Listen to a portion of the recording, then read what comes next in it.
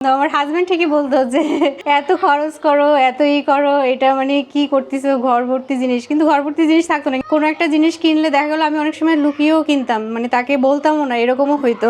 মনের খোরাক, চোখের শান্তি, মানসিক শান্তি, প্লাস মানে আমার ভালো থাকার একটা জায়গা। আরেকটা জিনিস যে আমি কিছু একটা করতে চাই, এরকম যে করা যায়, এটা আমি জানতামও না। পেজ খোলার পরে আমি আসলে জানছি যে না, বাসায় বসে থেকেও তুমি বাসায় বসেও কিছু একটা করতে পারো এবং আর্নিংও করতে পারো বাসায় বসে। বাসায় যখন হচ্ছে আমি ফ্রি টাইম পাই, তখনই হচ্ছে আমার মাথায় নতুন নতুন আইডিয়া আসে যে আমি আসলে কি করব না করব। তখন একটা ভিডিও করি, সেটআপ করে সুন্দর একটা ভিডিও করি, তারপর আবার পোস্ট করি। অনেক আপুদের সাথে আমার কথা হয়, কমেন্টে কথা হয়, আবার অনেক আপু আমাকে নক করে যে আপু আপনার ভিডিওগুলো অনেক সুন্দর হয়েছে। এটা একটা ভালো লাগা কাজ করে আমার। ওইভাবে যে প্ল্যান করে কোনো কিছুই করা হয় না। মনে করেন আমি তো ঘর গুছাই আগে থেকেই, এটা হচ্ছে আম্মুর থেকেই পাওয়া। কারণ আমি ছোটবেলা থেকে আম্মুকে দেখতাম যে একদম পরিপাটি, মানে আমাদের ঘরটা ছিল অনেক ছোট, কিন্তু আম্মু সবসময় পরিপাটি করে রাখতো। যতটুকু জায়গা থাকতো ততটুকু অনেক সুন্দর করে গুছায় রাখতো। হোম ডেকোরেশনের অভ্যাসটা মানে ওইখান থেকেই আমার শুরু। আমার বাসা আসলে তখন অনেক কম ফার্নিচার ছিল। তারপরে আস্তে আস্তে করে আমার মনে হলো যে না, এটা এখানে এরকম সাজালে ভালো লাগবে। আর আমার বেতের জিনিস অনেক পছন্দ। আমার বাসার ম্যাক্সিমাম দেখবেন যে বেত, তারপরে বাঁশ, এই টাইপের জিনিস দিয়ে হচ্ছে হোম ডেকোর করা। এই আইডিয়াগুলো আমার মাথায় তখন চলে আসছে। তাই ওইগুলা থেকেই আমি ঘর সাজানো শুরু করলাম। নিজে থেকেই সাজাতাম। মানে আমার আগে যখন পেট ছিল না, তখন আমার বাসায় যে আসতো বল তুমি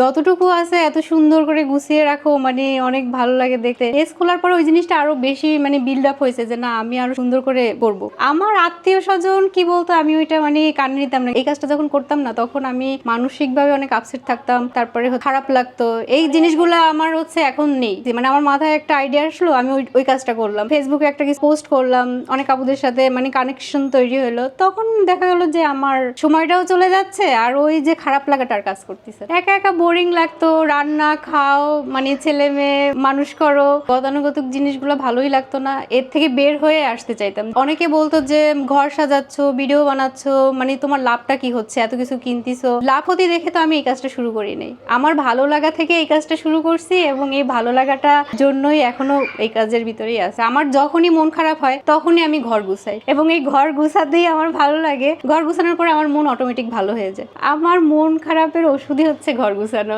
এই হচ্ছে একটা টি টেবিল কিনলাম 2400-2500 টাকা দিয়ে। এটা যদি কেউ একজন শোনে যে না এত টাকা দিয়ে কিনছি, তাহলে সে বলবে এত টাকা দিয়ে কেনো? একজন তো আমাকে একবার বললো যে আপনার হাজবেন্ড কিছু বলে না আপনি এত টাকা দিয়ে এইগুলা কিনেন? এটাও আমাকে শুনতে হয়েছে। শখের জিনিস অবশ্যই কিনতে হবে। টেবিল ক্লথই কিনলাম হচ্ছে 2K এর উপরে কিনলাম। অনেকে প্রাইস জিজ্ঞেস করে, যখন আমি প্রাইসটা বললাম তখন বলে এত টাকা দিয়ে আপনি এই জিনিসটা কিনলেন? আসলে এটা তো আমার শখের জিনিস, এটা আমি মনে করেন শখ করেই কিনছি। আমার উইশ লিস্টে একটা কার্টেন ছিল, আমি প্রায় 2 ইয়ার্স অপেক্ষা করে তারপরে আমি ওই কার্টেনটা কিনছি। অনেকে হয়তো ভাবতে পারে যে না আমি কিনে ফেলতে পারি, কিন্তু আমি কিনি নাই। আমার শখের জায়গাটা কিন্তু সবসময় যে আমি একদম সাথে সাথে শখটা পূরণ করি এরকমও না। এখন দেখি যে না এখন আমার পূরণ করা উচিত, তখনই করি। কোনো কিছু কিনতে যাই তখন আমাকে হচ্ছে মানে পুরো বারণ করা, এই সেকশনে যাবা না, মানে হোম ডেকোর সেকশনে যাবা না, কিন্তু আমি ঘুরে ওইখানেই যাই, ওইখান থেকেই কিনি আমি, কারণ আমার এটা খুবই ভালো লাগে। বিষয়টা এরকম হয়ে গেছে যে নেড়া বেলতলায় যেতে বারবারই পছন্দ। ঘর হচ্ছে একটা শান্তির জায়গা, অবশ্যই সেই শান্তিময় পরিবেশটা আপনার তৈরি করতে হবে। আপনি মনে করেন একটু চা খেতে ইচ্ছা করলো, চা বানায় খেতে পারলেন, কিন্তু আপনি যদি একটু মানে সেভাবে সেট আপ করে খান যে আপনি একটা দোলনায় দোল খাচ্ছেন আর 1 কাপ চা খাচ্ছেন, সাথে একটা বই আছে, দেখবেন যে আপনার এমনি মানে ভালো লাগতেছে। আমার যখন খুব মন খারাপ হয়, আমি হয় বারান্দায় যাই চা খাই, একটা বই থাকে সাথে, নাইলে আমি হচ্ছে আমার দোলনায় দোল খেতে খেতে চা খাই, তারপরে বাইরের পরিবেশটা দেখি, আর অবশ্যই পরিবেশটা সেভাবে তৈরি করি, একটু ক্যান্ডেল জ্বালাই, ফ্লাওয়ার্স দেই, যা পুরো পরিবেশটা সেরকম লাগে। বাসাটাই তো শান্তির জায়গা। ঢুকে দেখলেন যে একদম গুছানো, তাহলে আপনার মনটা কি এমনি ভালো হয়ে যাবে না?